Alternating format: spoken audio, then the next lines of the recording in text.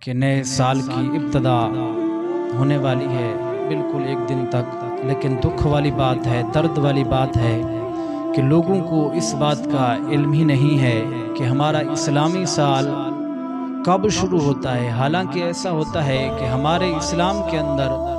جو سال ہے وہ محرم الحرام سے شروع ہوتا ہے، اس کی ابتدا ہی محرم الحرام سے ہوتی ہے، لیکن اس کے ہونے کے باوجود اگر شروع کیا بھی جائے ان کا سال جو انگریزی کے اندر یہ مناتے ہیں جنوری سے شروع ہوتا ہے، لیکن اللہ کی قسم دکھ ہوتا ہے، درد ہوتا ہے کہ اس نئے سال کی ابتدا کے اندر یہ لوگ رات کو نعرے بھی لگائیں گے، جشن بھی منائیں گے، اور چوکوں کے اوپر، چوراہوں کے اوپر اپنی بہنوں اور بیٹیوں کو لے کر وہاں جا کر ناچ گانے اور اس طرح کی فحاشی اور عریانی پھیلاتے ہیں۔ حالانکہ اس بات کا اسلام حکم نہیں دیتا۔ اسلام تو یہ کہتا ہے فَمَن يَعْمَلْ مِثْقَالَ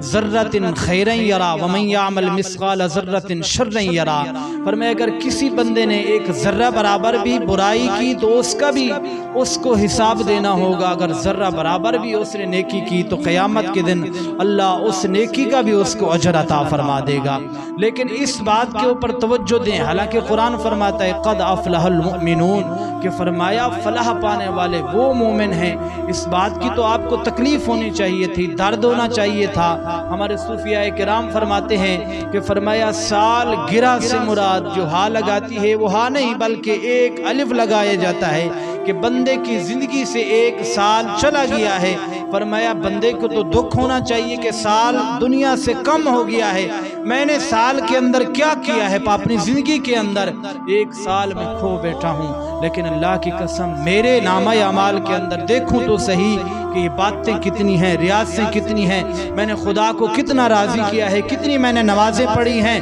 بجائے اس کے غم زدہ ہو، بجائے اس کے کہ دل کے اندر درد ہو، تکلیف ہو کہ میری زندگی سے ایک سال کم ہو چکا ہے۔ فرمایا سب کچھ ہونے کے باوجود وہ چوکوں کے اوپر جا کر عیاشی اور فحاشی عریانی پھیلاتا ہے، اپنی بیٹیوں کو ساتھ لے کر چلا جاتا ہے۔ میرے بھائی دین اسلام اس بات کا ہرگز سبق نہیں دیتا۔ آؤ اگر آپ چاہتے ہو کہ ہماری بقا ہو جائے، ہماری آخرت سنور جائے، دنیا سنور جائے، تو آؤ دین اسلام کو سیکھیں اور توجہ دیں کہ اللہ کی قسم اللہ کا قرآن اور حضور کا فرمان کس بات کا سبق دیتا ہے۔